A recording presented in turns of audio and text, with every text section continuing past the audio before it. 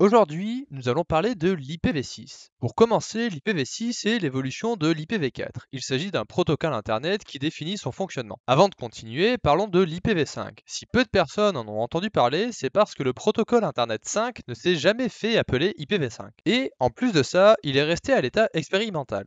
Quelles sont les principales différences avec l'IPv4? La plus évidente des différences ici est la quantité d'adresses disponibles.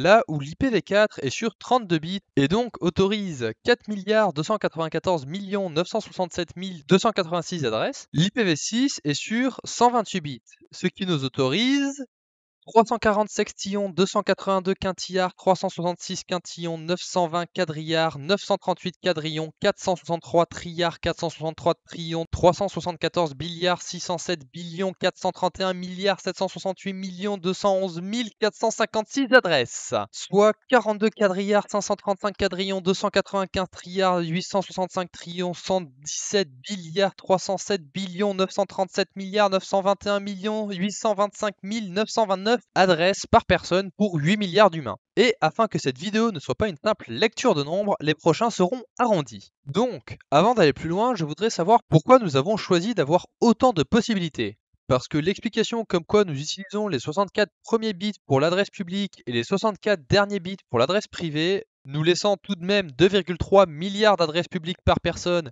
et 18 trillions d'adresses utilisables au sein de tous les réseaux, cela me semble carrément excessif, et je ne vois pas comment mes profs voulaient me convaincre que c'était indispensable. Prenons le même exemple avec une IP de 64 bits. Si nous utilisons les 40 premiers bits pour l'adresse publique, cela nous fait 1 billion d'adresses publiques, soit environ 137 par humain, et 16 777 216 adresses IP par adresse IP publique, ce qui reste selon moi largement suffisant. Enfin bref, au moins nous sommes censés avoir assez d'adresses.